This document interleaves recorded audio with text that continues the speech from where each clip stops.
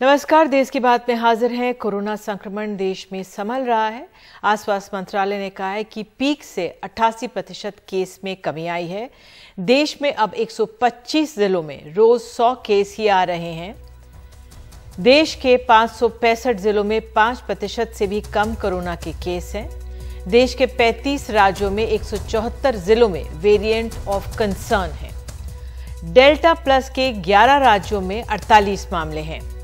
सबसे ज्यादा ये मामले डेल्टा प्लस के महाराष्ट्र में 20, मध्य प्रदेश में 7, पंजाब में 2, गुजरात में 2, केरल में 3, आंध्र प्रदेश में 1, तमिलनाडु में 9, उड़ीसा में 1, राजस्थान में 1, जम्मू में 1 और कर्नाटक में 1 है।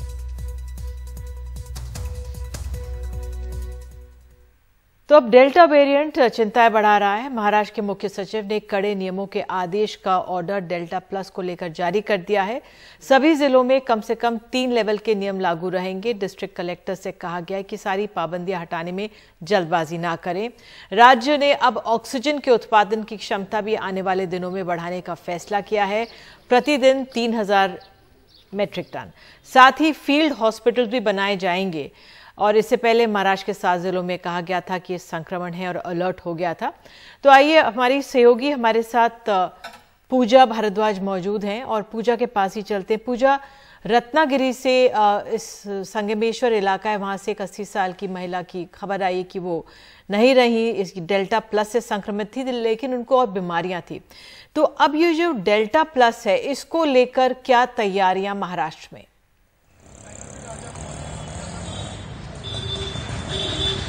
जी निधि, सबसे पहले तो आज महाराष्ट्र सरकार की तरफ से जो पाबंदियों को लेके आप देखें, हर हफ्ता हर शुक्रवार के दिन जो ब्रेक द चेन नोटिस है वो आया करता था सारे डिस्ट्रिक्ट को कि आपके जिले में जो वीकली पॉजिटिविटी है वो कितना है, जो ऑक्सीजन के बेड्स हैं उनकी ऑक्यूपेंसी कितनी है, उनकी उपलब्धता कितनी है, उसके हिसाब से जो शहर के खुलने की जो प्रक्रिया थी, जिलों के खुलने की जो प्रक्रिया थी वो जारी थी। तो उसके हिसाब से अगर आप मुंबई देखें तो हम लेवल 3 रिस्ट्रिक्शन में हैं। हालांकि यहाँ पर लेवल 1 के हिसाब से पॉजिटिविटी रेट नीचे है, लेकिन हम लेवल 3 में थे। अब जो ये मुंबई के रिस्ट्रिक्शंस थे वो पैन महाराष्ट्र यानी कि पूरे महाराष्ट्र में अब कह दिया गया है कि लेवल 3 की पाबंदियां पूरे महाराष्ट्र में रहेंगी। भले ही पॉजिटिविटी रेट कुछ जिलों में काफी कम हो और लेवल 1 तक की ओपनिंग वहां पे हो सकती है, लेकिन वो नहीं होगी और अगले आदेश तक के लिए इसको लागू कर दिया गया है। लेवल 3 का जो रिस्ट्रिक्शंस है, पाबंदियां हैं, वो क्या होती हैं? यहाँ पर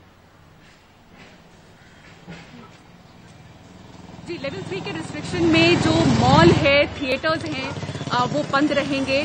जो नॉन एसेंशियल्स हैं, रेस्टोरेंट्स हैं, होटल्स हैं, उनको 4 बजे तक की खुलने की इजाजत होगी वीकडेज में, यानी कि वीकेंड के समय में ये बंद रहेंगे। होटल्स के अंदर, रेस्टोरेंट्स के अंदर जो खाने का वक्त था वो 4 बजे तक का ही है। टेक अवेज जारी रहेंगे, लेकिन इनको 4 बजे के बाद बंद कर दिया जाएगा। अंदर डाइनिंग के लिए बंद कर दिया जाएगा, टेक अवेज जारी रहेंगे और वीकडेज पे ही ये खुल सकते हैं, वीकेंड पे खुलने की इजाजत नहीं होगी।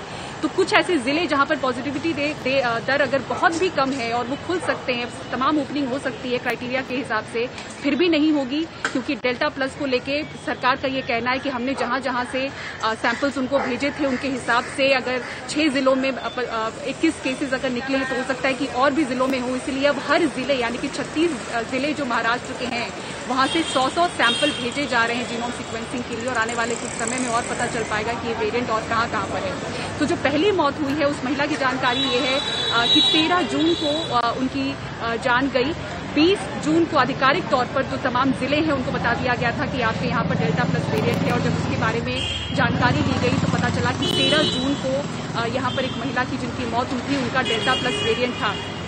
और खबर ये आ रही है, हालांकि इस पर आधिकारिक तौर पर जिला प्रशासन की तरफ से कुछ नहीं कहना है, लेकिन खबर ये बताया जा रहा है कि उनको टीका शायद नहीं लगवाया गया था और इसके अलावा जो और 20 ऐसे मरीज हैं उनके बारे में जानकारी इकट्ठा करने की कोशिश है। तमाम जो जिला कलेक्टर्स हैं उनको ये लिखित तौर पर दे दिया गया है कि उनकी कॉन्टैक्ट ट्रेसिंग हो, जो हाई रिस्क वाले हैं, लो रिस्क वाले हैं, उनकी तमाम जानकारी हमको आनी चाहिए। टीका इन 20 में से, जो 21 में से तो अब एक की मौत हो चुकी है, तो जो 20 एक्टिव केसेस हैं उनमें से कितने लोग रिकवर हो चुके हैं, उनका कॉन्टैक्ट ट्रेसिंग क्या है, क्या उनको टीका लगवाया गया था, क्या बहुत अहम कवायद है जो आपने बताया कि कॉन्टैक्ट ट्रेसिंग भी करनी है।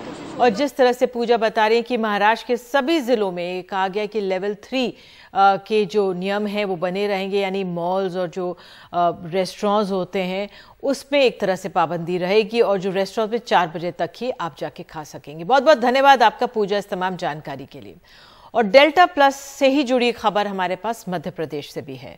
मध्य प्रदेश में कोरोना वायरस के नए डेल्टा प्लस वेरिएंट की कम से कम 7 मामलों की पुष्टि हुई है, जिनमें से 2 मरीजों की मौत हो चुकी है। डॉक्टर्स ने कहा कि उन्होंने वैक्सीन नहीं लिया था। 3 मरीज जिन्होंने पहले टीके की सिंगल या डबल डोज ले ली थी वे ठीक हो गए हैं और बिना किसी समस्या के होम आइसोलेशन में हैं। इसके अलावा 2 अन्य मरीज जिन्हें वैक्सीन नहीं लगी थी वो भी संक्रमण को हराने में कामयाब रहे। इनमें से एक 22 साल की युवती और दूसरे 2 साल की बच्ची है।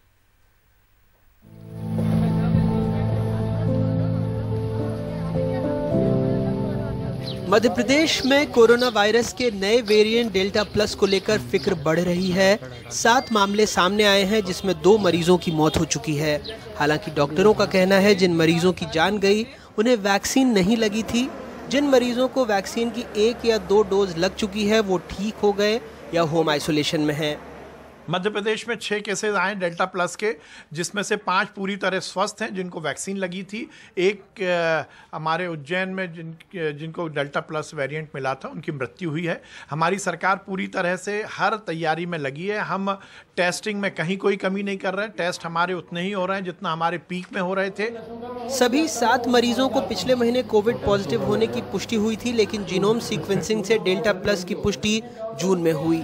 सरकार कह रही है कोरोना वायरस के बदलते स्वरूप का पता लगाने के लिए की जाने वाली जीनोम सीक्वेंसिंग अब जल्द ही राजधानी में शुरू होगी, जिससे 5 से 7 दिन में इसकी रिपोर्ट भी आ जाएगी। हायर जो जांच है उसकी भी हमने व्यवस्था की है। मध्य प्रदेश के भोपाल में ही हम जीनोम सीक्वेंसिंग भी करेंगे, जिसके माध्यम से किसी भी वेरिएंट के बारे में हम पता कर पाएंगे। डेल्टा प्लस वेरिएंट से संक्रमित मरीजों में 3 भोपाल, 2 उज्जैन और एक रायसेन और अशोकनगर जिलों से हैं। पिछले 8 महीने में प्रदेश के अलग अलग शहरों से 2025 सैंपल भेजे जा चुके हैं। इनमें से अब तक 1220 सैंपल की ही रिपोर्ट मिली है। ऐसे में 805 सैंपल की रिपोर्ट एनसीडीसी में ही लंबित है। प्रदेश के 150 सैंपल 15 दिन में जीनोम सीक्वेंसिंग के लिए दिल्ली, पुणे भेजे जाते हैं। इस बीच कांग्रेस नेता राहुल गांधी ने भी सरकार से डेल्टा प्लस वेरिएंट को लेकर सवाल पूछा है। ट्विटर पर उन्होंने लिखा है, इसकी जांच और रोकथाम के लिए बड़े स्तर पर टेस्टिंग क्यों नहीं हो रही? वैक्सीन इस पर कितनी प्रभावशाली है? पूरी जानकारी कब मिलेगी? तीसरी लहर में इसे नियंत्रित करने का क्या प्लान है? एक्सपर्ट्स का मानना है कि डेल्टा प्लस वेरिएंट भारत में कोरोना की तीसरी लहर का कारण बन सकता है। देश में अब तक डेल्टा प्लस वेरिएंट के 40 मामले सामने आ चुके हैं। डेल्टा वेरिएंट के कई नए रूप सामने आने लगे हैं। कई देशों में ये प्रमुख वेरिएंट बनकर उभरा है, जिससे महामारी से लड़ने में नई चुनौती पेश आ सकती है। हालांकि मध्य प्रदेश के संदर्भ में सुखद ये है कि जिन संक्रमितों ने वैक्सीन लगवाई थी वो डेल्टा वेरिएंट को मात देने में कामयाब रहे हैं। भोपाल से कैमरा पर्सन रिजवान खान के साथ अनुराग द्वारी, एनडीटीवी इंडिया। और अब खबर है उत्तर प्रदेश के बरेली शहर से, जहां बैंक के गार्ड ने मास्क न पहनने पर गोली चला दी। बैंक में आए व्यक्ति को गार्ड ने मास्क पहनकर आने के लिए कहा। वो व्यक्ति जब मास्क पहनकर लौटा तब कुछ कहासुनी हो गई, जिस पर गार्ड ने गोली चला दी। गार्ड को हिरासत में ले लिया गया है और घायल शख्स का अस्पताल में इलाज चल रहा है।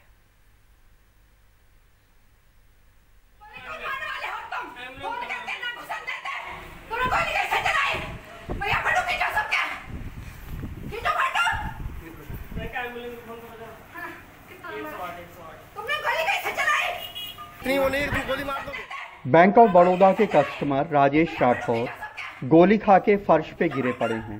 खबर सुन के मौके पे पहुंची उनकी पत्नी गार्ड से उलझती रही।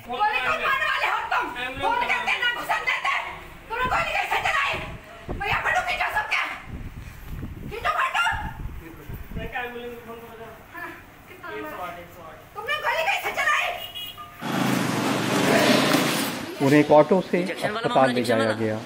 जंक्शन पे गोली मारी बोला है। गार्ड ने गोली मार दी। गार्ड ने गोली मार दिया है। अरे हाँ, क्या बात क्या हुई थी? अरे मास्क नहीं लगा, निकाल के लगा, इतने देर में गोली मार दिया। मास्क नहीं लगाया तो गोली मार दी। तो गार्ड ने जबरदस्ती धक्का दे और गोली मार दी। बोला था कि सीने में गोली मारने को था मैं, लेकिन मैंने पैर में ही मारी। बाद में फोन भी उनका खराब कर दिया। जब हमारी लड़की ने फोन किया, कॉल लग नहीं रही थी, केवल रिसीव हो रही थी, तब हमने इनसे बात की तो उन्होंने बुलाया कि गार्ड ने हमारे गोली मार दी। मौके पे पहुंची उनकी बेटी और मां रो रो के बेहाल होती रही। तो मैं मास्क रखा था, मुझे भूल गए।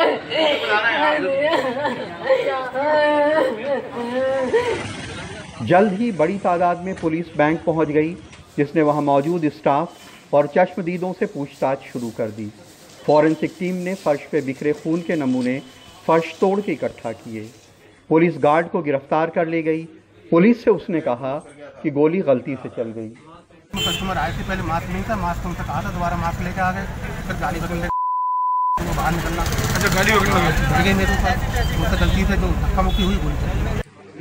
पुलिस का कहना है कि गार्ड की गोली से जख्मी राजेश राठौर बेहोश हैं। होश आने पर उनके बयान के मुताबिक मुकदमा लिखा जाएगा। और जो प्राइवेट सिक्योरिटी गार्ड है उनको हिरासत में ले लिया गया है और सभी तथ्यों की इसमें जांच की जा रही है, किन परिस्थितियों के तहत ये उसके द्वारा गोली चलाई गई है और इसमें विधिक कार्रवाई भी की जा रही है। मास्क न लगाने पे इसके पहले भी बड़े बड़े कांड हो चुके हैं। अगस्त में बलिया के एक एसडीएम ने तो तहसील परिसर में लोगों को दौड़ा दौड़ा कर डंडे से पीटा था। बिना मास्क दुकानदारों पे सड़क पे बेरहमी से डंडे बरसाए थे। इसी तरह आजमगढ़ में भी पुलिस मास्क न लगाने पे एक सराफा व्यापारी को दुकान से खींचकर मारते हुए कोतवाली ले गई थी, जिससे नाराज व्यापारियों ने प्रदर्शन किया था। इस मुल्क में मास्क न लगाने की सजा ना तो डंडा है और ना ही गोली, लेकिन ये मसला है क्रोध का और अहंकार का। इसलिए ऐसा करने वालों के खिलाफ जरूर कार्रवाई होनी चाहिए। बरेली में रणदीप और कैमरामैन विनीत कुमार वर्मा के साथ कमाल खान, एनडीटीवी इंडिया। और देश की बात में आगे, भले ही संक्रमण का साया देश पर बना हुआ है, लेकिन दिल्ली में ऑक्सीजन की कमी के नाम पर बीजेपी और आम आदमी पार्टी आमने सामने।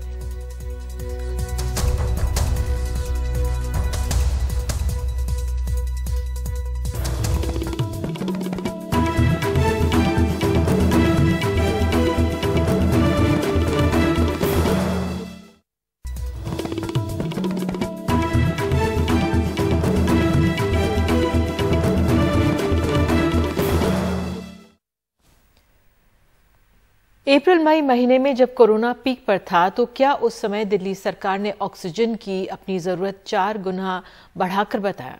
सुप्रीम कोर्ट की बनाई उप समिति की रिपोर्ट में ऐसा दावा किया जा रहा है, जबकि दिल्ली सरकार का दावा है कि ऐसी कोई रिपोर्ट है ही नहीं। इसको लेकर आम आदमी पार्टी और बीजेपी में तलवारें खिंच गई हैं। पैनल का रिपोर्ट कहता है कि जो ऑक्सीजन की रिक्वायरमेंट दिखाई गई थी दिल्ली सरकार द्वारा, अरविंद केजरीवाल जी द्वारा, वो 4 गुना बढ़ा करके दिखाई गई थी। 4 times inflated oxygen requirement by Delhi. सच ये है कि ऐसी कोई रिपोर्ट है ही नहीं। जी हां, मैं दोहरा रहा हूं, भारतीय जनता पार्टी के नेता सुबह से जिस तथाकथित रिपोर्ट के हवाले से अरविंद केजरीवाल जी को गाली दिए जा रहे हैं, वैसी कोई रिपोर्ट एग्जिस्ट ही नहीं करती। ऑक्सीजन ऑडिट के लिए सुप्रीम कोर्ट की तरफ से बनाई गई उप समिति की अंतरिम रिपोर्ट पर आम आदमी पार्टी और बीजेपी भिड़ी हुई हैं। ऑक्सीजन ऑडिट कमेटी के सदस्यों ने साइन किया। देश में 7 मई के समय पर केंद्रीय स्वास्थ्य मंत्रालय की तरफ से सुप्रीम कोर्ट में पेश हलफनामे में दावा किया गया है कि 25 अप्रैल से 10 मई के बीच, जब कोरोना की दूसरी लहर चरम पर थी, तब दिल्ली सरकार ने अपनी ऑक्सीजन जरूरत को असल जरूरत से 4 गुना ज्यादा बढ़ाकर बताया। दिल्ली में ऑक्सीजन की औसत खपत 284 से 372 मैट्रिक टन रोजाना के बीच रही, जबकि दिल्ली सरकार 1140 मैट्रिक टन रोजाना तक जरूरत होने का दावा कर रही थी। रिपोर्ट दावा करती है कि अगर दिल्ली को ज्यादा ऑक्सीजन सप्लाई की जाती तो देश के 12 राज्यों में संकट पैदा हो सकता था। सबसे दुखद विषय है कि दिल्ली के इस झूठ के कारण, अरविंद केजरीवाल जी के इस झूठ के कारण 12 ऐसे राज्य थे पूरे हिंदुस्तान में जो अफेक्टेड हुए अपने ऑक्सीजन सप्लाई को लेकर, क्योंकि सब जगह से ऑक्सीजन काट करके दिल्ली भेजना पड़ा। थोड़ा सा पानी पिएं आराम से, और थोड़ा आराम से ठंडे दिमाग से सोच के देखें। हालांकि दिल्ली सरकार ऐसी किसी रिपोर्ट के अस्तित्व को भी खारिज कर रही है। रिपोर्ट कहाँ है? क्या कोई ऐसी रिपोर्ट है ऑक्सीजन ऑडिट कमेटी की जिसको उसके सदस्यों ने अप्रूव किया है, जिसको उसके सदस्यों ने साइन करके दिया है? मैं चुनौती देके कहता हूं कि रिपोर्ट लाइए, कहां है वो रिपोर्ट जिसको ऑक्सीजन ऑडिट कमेटी के सदस्यों ने अप्रूव किया हो और जिसको ऑक्सीजन ऑडिट कमेटी के सदस्यों ने साइन किया हो।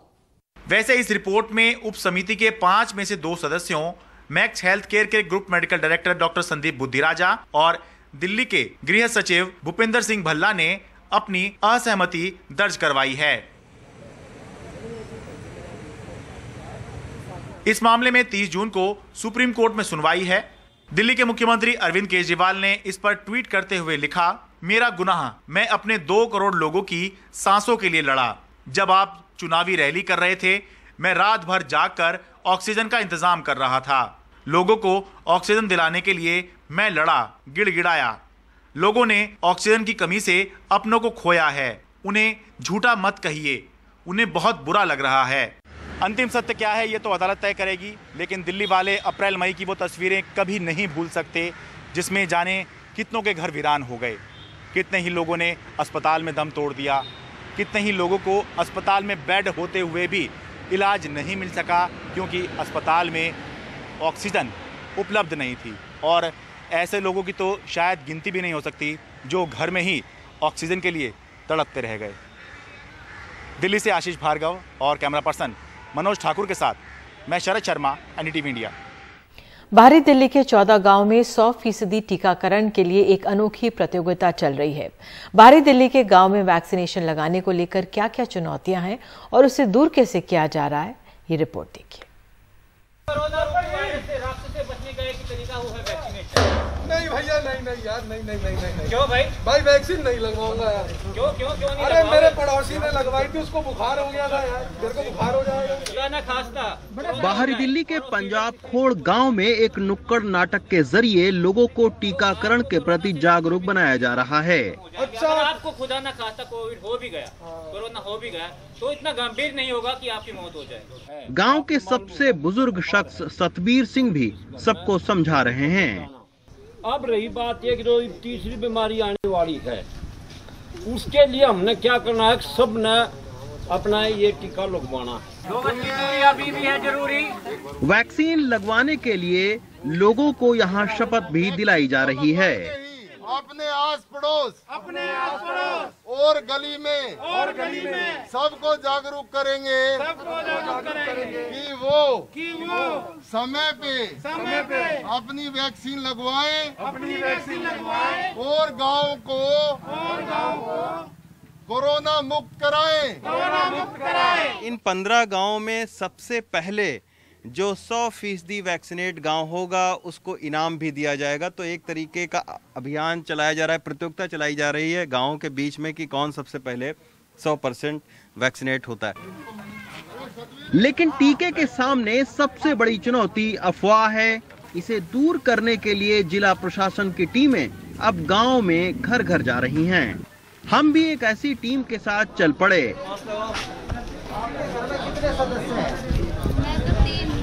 अच्छा, 18 साल से ऊपर के कितने हैं? तो आप लोगों ने क्या वैक्सीनेशन कराया है? कब करवाएंगे? प्लान किया है कुछ? आप रजिस्ट्रेशन की आवश्यकता नहीं, और जो आपको वहाँ पे अच्छे से वैक्सीनेट किया जाएगा, यानी टीकाकरण किया जाएगा।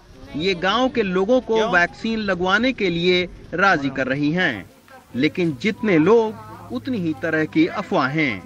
कुछ सुना ही पड़ा है क्या, हिचकिचाहट के इस बात को लेकर कुछ सुना है आपने क्या कि वैक्सीन लगवाने से ये होता है वो होता है, इसी वजह से नहीं लगवाया? थोड़ा भाई को खत्म हो गया, वो हो गया ऐसे, डर के मारे नहीं लगवाया। अच्छा, डर के मारे। टीम के साथ वैक्सीन लगवा चुके कुछ ग्रामीण भी हैं, ताकि लोगों का भ्रम दूर हो सके। अरे मैंने लगवा रखा है जी, मैं आपके सामने घूम रहा हूँ। मेरी तो मदर डेयरी, मेरे तो आप सब लोग जानते हो ना, पूरी कॉलोनी का पूरा क्षेत्र मेरे को जानता है कि मदर डेयरी और पंडित जी वाले हैं वहाँ पे। तो मैंने मेरी मिसेज ने दोबारा किया, अब बच्चों को बनेगा, बच्चों को लगाएंगे। ग्रामवासियों से निवेदन ये है कि आपके गांव पंजाब कोड में 18 साल से प्लस वाले को वैक्सीन लगाया जा रहा है। प्रशासन अब ये भी सर्वे कर रहा है कि कंझावला तहसील के 14 गांवों में कितने फीसदी लोगों को वैक्सीन लग चुके हैं। प्रशासन का इरादा है इन गांवों में स्थानीय लोगों की मदद से 1 महीने के भीतर 100% टीकाकरण का एनकरेज करने के लिए हमने यहाँ पे एक कोरोना मुक्त गांव अभियान शुरू करा है। इसके तहत हमने 14 गांव सेलेक्ट करे हैं जिनका हम कंपटीशन करवा रहे हैं कि जिस भी गांव में मैक्सिमम वैक्सीनेशन होता है प्रोपोर्शन के हिसाब से कि पूरी आबादी में से कितने एलिजिबल 18+ पॉपुलेशन का वैक्सीनेशन हुआ है, उस गांव को कट ऑफ डेट हमने रखी है 31 जुलाई की, and at the end of the cut off date वो गांव को विजेता घोषित किया जाएगा और उसी गांव को यहाँ पे फेलिसिटेट किया जाएगा, सम्मानित किया जाएगा प्रशासन के द्वारा, और गांव की इस अचीवमेंट को बताते हुए एक बोर्ड लगवाया जाएगा गांव के बाहर। प्रशासन ने अपनी इस मुहिम में गांव के बड़े बुजुर्गों को भी शामिल किया है, जिसके चलते अब टीका केंद्रों पर टीका लगवाने वालों की संख्या भी बढ़ रही है। दिल्ली से शशिकांत के साथ रवीश रंजन शुक्ला, एनडीटीवी इंडिया। और अब देश की बात में आगे, कोरोना के कारण देश के बच्चों की शिक्षा को हुआ है बहुत नुकसान। बहुतों के लिए आसान नहीं रहा ऑनलाइन क्लास लेना। सरकार को आंकड़े जुटाने के लिए कहा गया।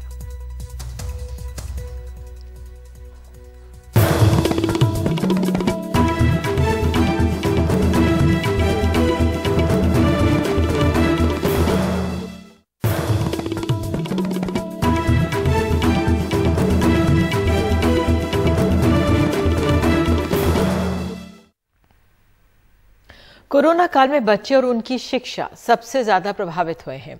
स्कूल बंद होने से ऑनलाइन क्लासें हुई, लेकिन कहीं फोन की कमी है तो कहीं एक फोन से कई पढ़ने वाले। शिक्षा पर संसदीय स्थायी समिति ने शिक्षा मंत्रालय को निर्देश दिया है कि 30 जून तक ऐसे बच्चों के आंकड़े दे जिनके पास डिजिटल डिवाइस नहीं है। एक ग्राउंड रिपोर्ट। 15 साल की वंशिका और उसके 2 भाई अपने मां के फोन के जरिए ऑनलाइन कक्षाओं में हाजिरी देते हैं। दिल्ली के सरिता विहार में रहने वाले इस परिवार में एक फ़ोन है और पढ़ने वाले 3। जाहिर है साल भर से पढ़ाई का काफ़ी नुकसान हो रहा है। एक ही फ़ोन होने की वजह से क्या है कि एक ही फ़ोन है तो दोनों की हमारी एक ही टाइम पे क्लास होती है, तो दोनों की टाइम पे क्लास होती है तो किसी न किसी को ना क्लास मिस करनी पड़ जाती है, या फिर वो कर पाते हैं या फिर मैं कर पाती हूँ। वंशिका की माँ मीरा देवी दूसरों के घरों में काम करती है और एक और फ़ोन लेने के पैसे नहीं है। बच्चों की पढ़ाई की फिक्र हमदम सताती रहती है। ये बड़ी है, इसकी क्लास ज़्यादा अटेंड करना इम्पोर्टेंट है क्योंकि इसकी 10th क्लास की पढ़ाई है, तो इसके करियर के लिए सोचती हूँ। इसकी पढ़ाई बहुत मिस भी हो रही है। घर में समस्या हो रही है कि मैं भी जॉब करती हूँ, तो मैं अगर ये फ़ोन छोड़ के जाऊँ तो ये बच्चे ऑनलाइन क्लास कर पाते हैं, और अगर मैं फ़ोन लेके जाती हूँ तो ये बच्चे का ऑनलाइन क्लास मिस हो जाता है।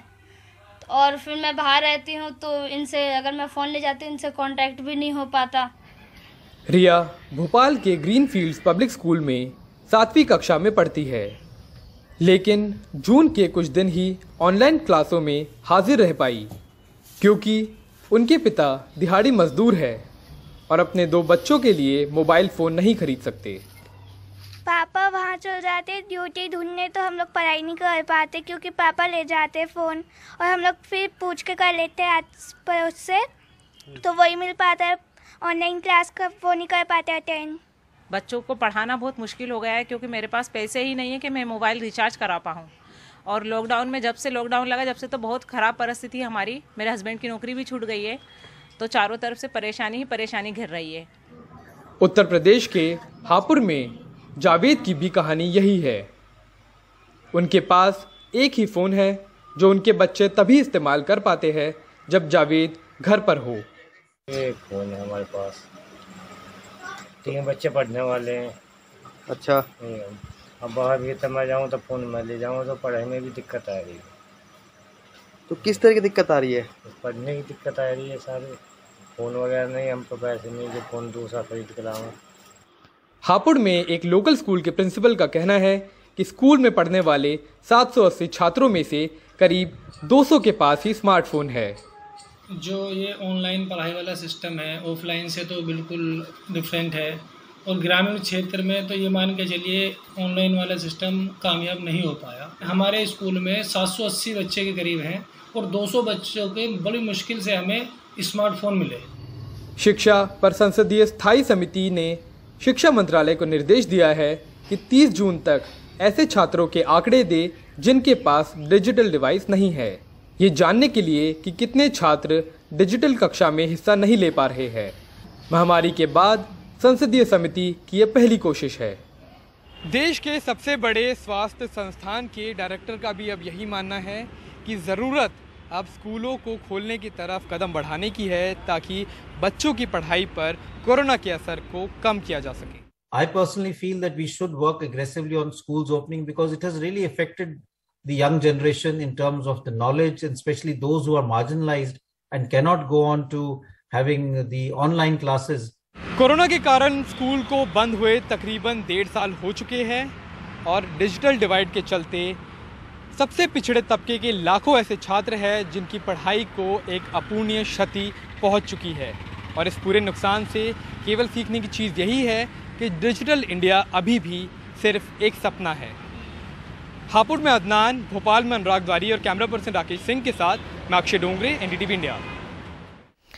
और देश की बात में अब खबर है छापेमारी से जुड़ी हुई। महाराष्ट्र से 100 करोड़ रुपए की वसूली के आरोप में आज सुबह ईडी की टीम ने महाराष्ट्र के पूर्व गृह मंत्री अनिल देशमुख के नागपुर और मुंबई स्थित आवास पर छापेमारी की।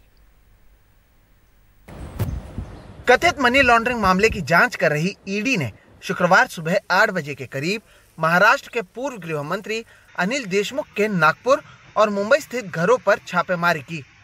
उनके साथ सीआरपीएफ के जवान भी थे। ईडी पूर्व पुलिस कमिश्नर परमवीर सिंह के इस आरोप की जांच कर रही है कि अनिल देशमुख ने सचिन वजे से 100 करोड़ रुपयों की वसूली के लिए कहा था। नागपुर में जहां एनसीपी के कार्यकर्ताओं ने इसके खिलाफ नारेबाजी की, तो वहीं महाविकास आघाड़ी के नेताओं ने इसे राजनीति से प्रेरित बताया। कि बार बार महाराष्ट्र और बंगाल में ईडी और सीबीआई की जो जांच एजेंसी जाकर हमारे लोगों के बारे में जो हो रहा है, उनको जो तकलीफ दे रहे हैं, अगर कोई गलती है किसी की तो जरूर किसी ने राष्ट्र के साथ धोखा किया है, किसी ने देश के ट्रेजरी के साथ धोखा किया है, तो जरूर उस बारे में आप जांच कर सकते हैं। लेकिन जिस प्रकार के केसेस में आज ये जांच एजेंसी को ढकेला जाता है, ये पूरी राजनीतिक मामला मुझे लगता है, सबको ये मालूम है। एजेंसीचा गैरवापर, एजेंसियों का दुरुपयोग करना उनकी कार्यशैली है। ये हमने पिछले कुछ वर्षों में उनके सत्ता में आने के बाद देखा है। यहाँ तक कि शरद पवार को भी ईडी का नोटिस भेजा गया था, तो पहले भी ऐसा अनुभव ले चुके हैं। अनुभव आम्ही सगळ्यांनी घेतलेला आहे। सभी राष्ट्रीय एजेंसियों का राजनीतिक शस्त्र के रूप में एक राजनीतिक एजेंडा को साधने के लिए महाराष्ट्र विकास आघाड़ी सरकार और विपक्ष को बदनाम करने के लिए इस्तेमाल किया जा रहा है और लोकतंत्र की बुनियाद को कमजोर करने की कोशिश भारतीय जनता पार्टी कर रही है, जिसका डटकर मुकाबला तीनों पार्टियों को मिलकर करना होगा। यही हमारी भावना। इस छापेमारी से पहले ईडी ने 25 अप्रैल को अनिल देशमुख के करीबी माने जाने वाले सागर भाटेवार के घर पर छापेमारी की थी, जो अनिल देशमुख के परिवारों की ओर से चलाए जा रहे कई कंपनियों के डायरेक्टर भी हैं। महाविकास आघाड़ी की ओर से लगाए गए इन आरोपों का जवाब राज्य के पूर्व मुख्यमंत्री देवेंद्र फडणवीस ने दिया। जो कार्रवाई हो रही है वो माननीय उच्च न्यायालय, इन्होंने जो आदेश दिया और उस आदेश के तहत उन्होंने सीबीआई को जांच सौंपी है और उस जांच के तहत एजेंसियां जांच कर रही है, इसलिए इसको कोई भी राजनीतिक स्वरूप देना ये गलत बात है। गौरतलब है कि अनिल देशमुख के घर ये छापेमारी तब की जा रही है जब दिल्ली में एनसीपी प्रमुख शरद पवार के घर में बैठकों का दौर जारी है। कुछ दिन पहले शिवसेना विधायक प्रताप सरनाइक ने भी उद्धव ठाकरे को लिखे एक पत्र में केंद्रीय जांच एजेंसियों की ओर से सताए जाने का आरोप लगाया था। लगभग 10 घंटों से ईडी के अधिकारी अनिल देशमुख के वर्ली स्थित इस घर पर मौजूद हैं, जहां पर खुद अनिल देशमुख भी हैं। इसके अलावा अनिल देशमुख के पर्सनल सेक्रेटरी संजीव पलांडे को ईडी के अधिकारी अपने साथ ईडी दफ्तर ले जाए गए हैं। इससे यह समझा जा सकता है कि आने वाले समय में अनिल देशमुख की मुसीबतें और बढ़ सकती हैं। मुंबई से कैमरा पर्सन अशोक महाडिक के साथ सोहित मिश्रा, एनडीटीवी इंडिया।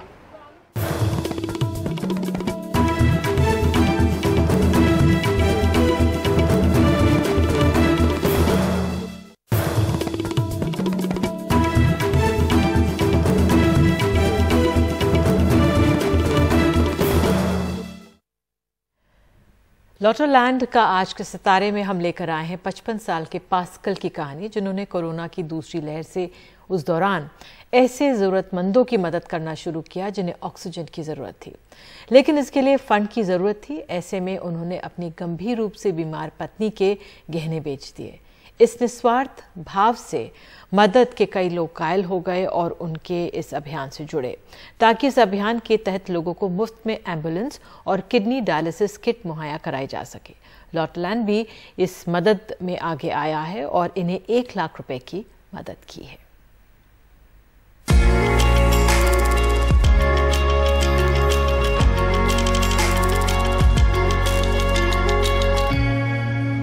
पचपन साल के पास्कल सल्ढाना और उनका छोटा बेटा सैलोम कोरोना महामारी की दूसरी लहर में जरूरतमंदों के लिए किसी देवदूत से कम नहीं है। दोनों अब तक 200 से ज्यादा बीमारों को मुफ्त में ऑक्सीजन सिलेंडर दे चुके हैं। मेरे हस्बैंड को कोविड हो गया था लास्ट मंथ, तो पूरे 12 दिन उनको ऑक्सीजन सिलेंडर की ज़रूरत थी और टोटल फ्री ऑफ कॉस्ट उन्होंने मुझे पूरे 12 दिन ऑक्सीजन सिलेंडर प्रोवाइड किया।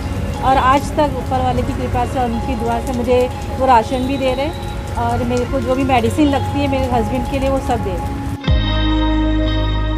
पास्कल की पत्नी रोजी किडनी की बीमारी से ग्रस्त हैं। इसके लिए घर में एक ऑक्सीजन सिलेंडर हमेशा रखा होता था। शवाना जिस स्कूल में पढ़ाती हैं, उसके प्रिंसिपल ने पास्कल से इमरजेंसी में मदद मांगी। पास्कल की पत्नी को पता चला तो उन्होंने न सिर्फ अपना ऑक्सीजन सिलेंडर दिया, बल्कि अपने जेवर बेच दूसरों की मदद करने को कहा। ऑक्सीजन देने के बाद वाइफ का कुछ ऐसा मन में आया, कोविड का बहुत पेशेंट को ऑक्सीजन लग रहा है और ऑक्सीजन मिल रहा नहीं है। तो मेरा उनका एक थिंकिंग आया कि मन में क्या भाई मेरे पास कुछ जीवर है जुना, इसको तुम भेज दो, जितना भी कुछ ऑक्सीजन आता लेके इसका काम तुम चालू कर दो। माँ की इच्छा और पिता की सेवा देख छोटा बेटा सैलोम भी इस मुहिम से जुड़ गया। ये अवेयरनेस फेसबुक, व्हाट्सएप के थ्रू, इंस्टाग्राम के थ्रू, सोशल मीडिया के थ्रू स्प्रेड होने लगा, तो मुझे कॉल्स आने लगे इंक्वायरी के बारे में। तो ऐसे मैं उनको बताता था कि हमें आधार कार्ड और डॉक्टर का लेटर हेड की ज़रूरत है, और उस हिसाब से फिर हमने टीम तैयार की, क्योंकि पहले मैं और डैड ही करते थे, लेकिन फिर हमने टीम तैयार की क्योंकि हमें 2-3 जगहों से कॉल आने लगे। तो उस हिसाब से फिर हमने एक इको वैन लिया, जिसको हम लोग ने ऑक्सीजन का ये बनाया, और हम उस तरीके से जाके ऑक्सीजन लगाते थे। अभी तक हमने अप्रॉक्सीमेटली 200-250 लोगों की मदद की। मार्च महीने में सिर्फ 7 ऑक्सीजन सिलेंडर से शुरू हुई ऑक्सीजन सेवा आज मुहिम बन चुकी है। इन दोनों को इतनी आर्थिक मदद मिल रही है कि अब दोनों मुफ्त एम्बुलेंस सेवा से लेकर किडनी डायलिसिस किट देने की तैयारी में जुटे हैं। अपने लिए तो सभी जीते हैं, लेकिन जो अपना दर्द भूलकर दूसरों के लिए जिए, उसका जीना ही असली जीना है। पास्कल पिता पुत्र इसके उदाहरण है। मुंबई से कैमरामैन प्रवीण रोहित के साथ सुनील सिंह, NDTV इंडिया की।